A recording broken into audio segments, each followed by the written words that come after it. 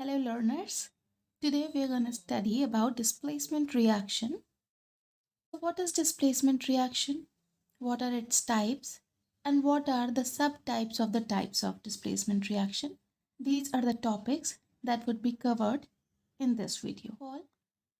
Let us understand what is displacement reaction. So as the word suggests, displacement means displacing something from its place and placing some other element on its place. That means displacement. And when this displacement happens between some chemical species, it becomes displacement reaction.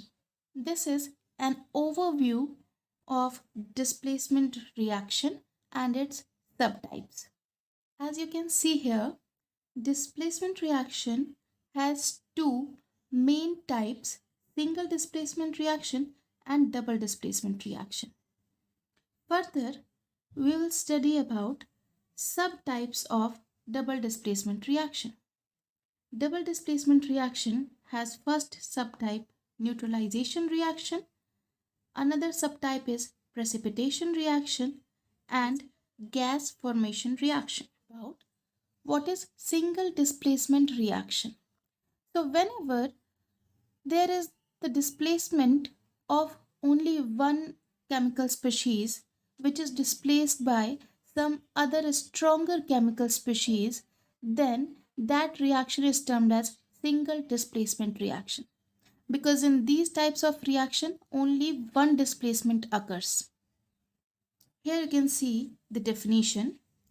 Single displacement reaction means those reactions in which more reactive element, please keep this in mind, which I have underlined with red color, more reactive element can displace less reactive element from a compound are called single displacement reaction.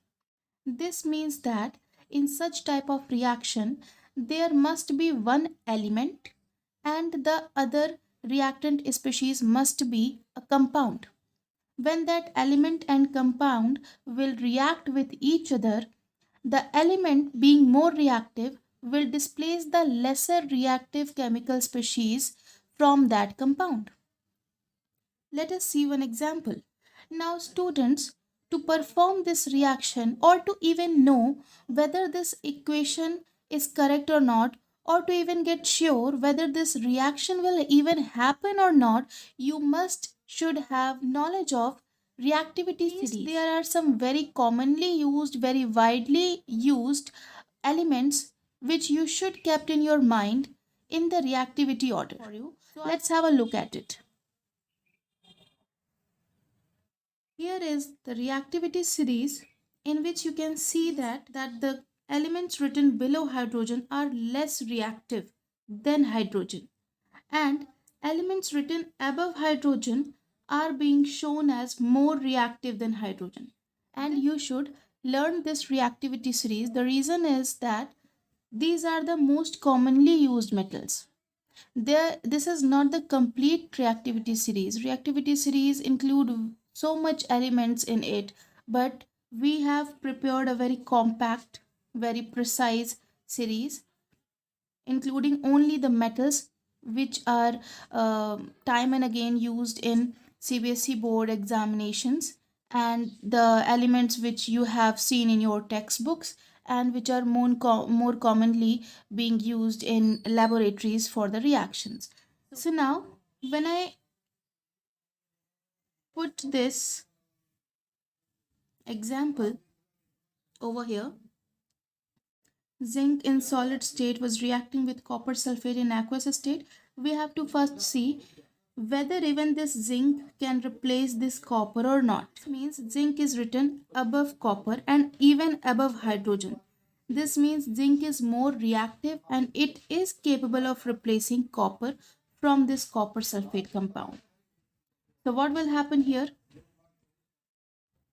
This zinc written over here will replace the copper from this solution, and the product which will be formed can be written as this reaction.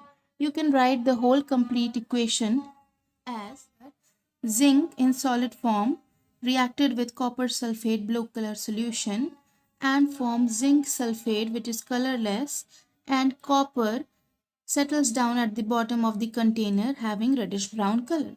Here zinc, being more reactive, displaces the copper from this copper sulfate compound and then formed this zinc sulfate. Here you can see this. The zinc was more reactive and copper was less reactive. Therefore zinc was able to displace it. This is the first example of single displacement reaction. Dear students, I want to let you understand the importance of learning that reactivity series which I have shown you. Suppose I have a question for you. This question says copper in solid form having reddish brown color when mixed with zinc sulfate aqueous solution which is colorless forms copper sulfate blue color solution and zinc gray color solid. Now first question which comes in mind, that even this reaction is gonna happen or not. Second question which has been asked from you is which element is being displaced.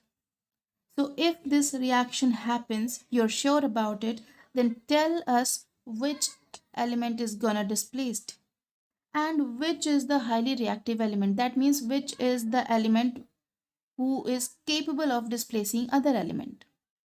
So you can able to answer this question only if you have a little knowledge of reactivity series. Now let us see what reactivity series says. So the reaction was copper reacting with zinc sulfate. Now let us see their positions in reactivity series. Here it is copper and here it is zinc.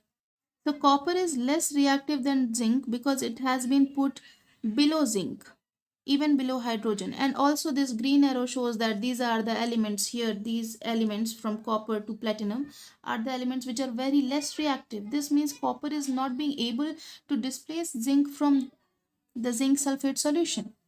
So very first answer here, is this reaction correct? The answer of this question is no. This reaction is not correct. This reaction will never happen. So you need not to answer the further questions. This is the importance of learning reactivity series. So we have reached the conclusion that copper reacting with zinc sulfate is a not possible reaction. It cannot happen. Now let's move on to our next example. Sodium in solid form reacts with magnesium sulfate which is a solution, and the question being asked from you is that what would be the products. So first of all, let us go to our reactivity series and see even if this reaction is possible or not. As you can see here, sodium is being put here and magnesium is just below it. This means sodium is more reactive than magnesium, and magnesium being less reactive can be displaced by sodium. So in this reaction here, sodium can displace magnesium from magnesium sulfate solution. Sodium, being more reactive than magnesium, is capable of replacing this magnesium from magnesium sulfate solution and will form the product as sodium sulfate plus magnesium. That this is another example of single displacement reaction. If you combine this reaction, the product will be something like this. Sodium, being more reactive, displaces the magnesium from magnesium sulfate solution because magnesium was less reactive and formed the compound sodium sulfate and displaces the magnesium over here. Let us study now double displacement reaction. In double displacement reaction, there are two compounds used in which exchange their ions. So what is the requirement here for double displacement reactions being happened? Is that those two compounds must be ionic, so that the ions between them, either anions or cations, can be exchanged.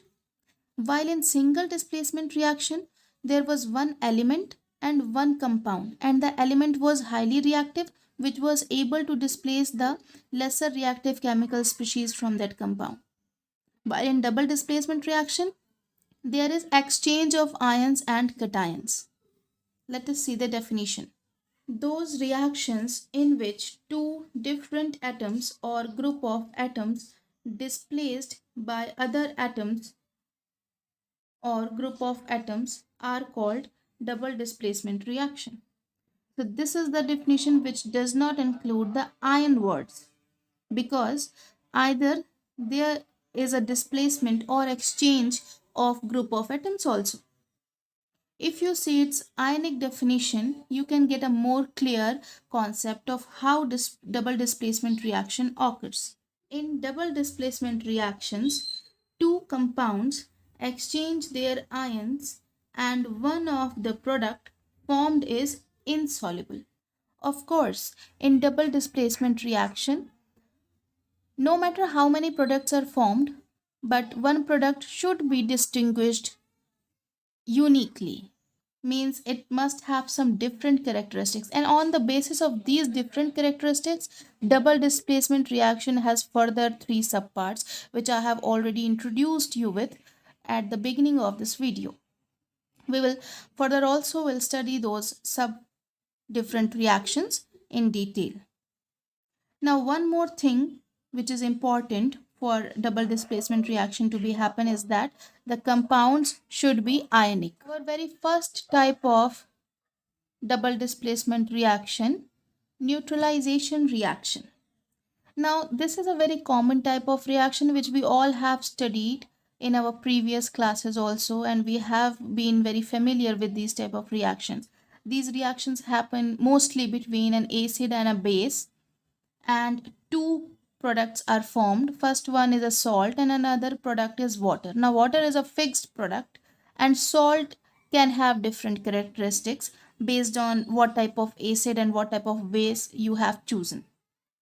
So this type of reaction occurs between an acid and a base forming water and salt.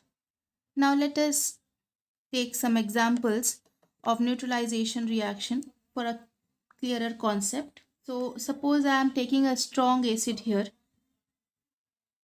HCl, making it react with strong base, NaOH. When this reaction happen, even if I don't know what type of salt it will form, I at least know a confirmed product, water. So first I will write here water formula H2O, and the rest of the chemical species being here will form the required salt product. So remaining species here are Na and Cl. So my salt formula will become NaCl. Now here you can see that this Na has displaced this hydrogen, and this hydrogen has taken the place of this Na over here. This means no chemical species has been left alone. In fact, these have exchanged their ions. If you can observe here, NaOH can be broke down into Na plus and OH negative ion, and this HCl can also be broke down into H plus and Cl negative ion.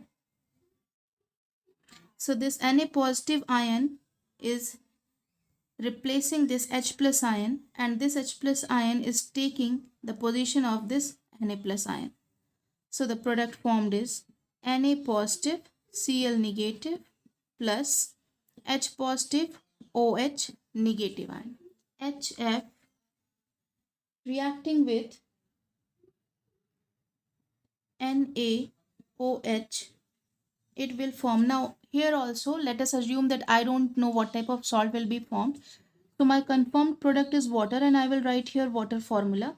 Now removing chemical species forming water molecule from here, the remaining chemical species are sodium and fluorine. So the salt will be NaF. Here HF is hydrofluoric strong acid, NaOH is a sodium hydroxide strong base. It forms a neutral salt, sodium fluoride, and water. Here also this is Na positive, OH negative, and here H positive and F minus, F negative. This sodium has replaced this H plus ion from hydrofluoric acid compound, and this H plus ion has taken the place of this sodium ion in sodium hydroxide compound, and thus the product form is sodium positive ion, fluoride negative ion plus H positive ion and OH negative ion. H2SO4, it is a strong acid. Make it react with barium hydroxide, BaOH whole twice. Definitely water will be formed, and if I remove the chemical species forming water molecule from here, the remaining chemical species will be barium and sulfate ion. So my salt formula will be BaSO4. If you break down into ions, it will be H positive, SO4, 2 negative, Ba, 2 positive, OH negative, forming Ba, 2 positive, SO4, 2 negative plus H positive and OH negative ions.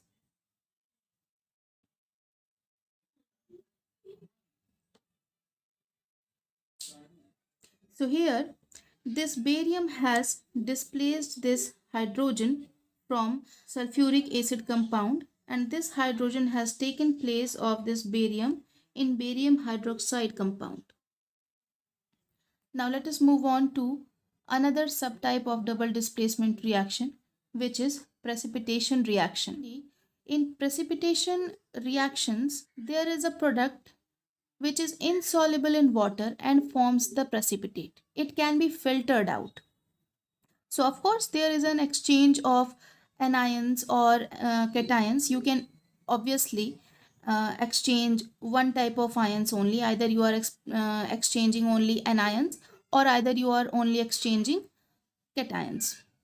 So exchange of anions or cations occur and form a product in which a precipitate must be formed. Then those type of reactions are called precipitation reaction. Let us see the definition here. So in precipitation reaction, it happens when two aqueous ionic compound, as I said, ionic compound is the requirement for double displacement reaction, because if the compounds are not ionic, they will not break down into ions and the exchange between them cannot occur. Therefore, two aqueous ionic compounds form a new ionic compound that is not soluble in water. As I said, the precipitate is something which is not soluble in water and it can be easily filtered out. So there must be a product which is of precipitate type in precipitation reactions. And insoluble product compound is called precipitate. This is the terminology involved in this type of reaction. Now let us see the example.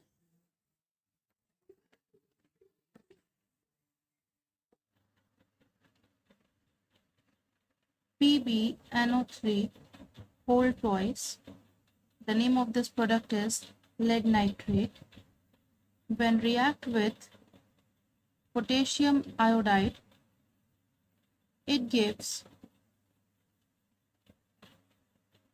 lead iodide and potassium nitrate. Now this reaction is not balanced.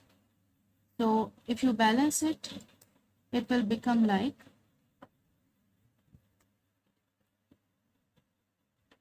2, and here also 2. So when lead nitrate reacts with potassium iodide, gives lead iodide and potassium nitrate. In this reaction, this lead iodide is yellow color PPT, golden yellow color PPT. This is transparent solution, and these both will be in aqueous state. Aqueous and aqueous.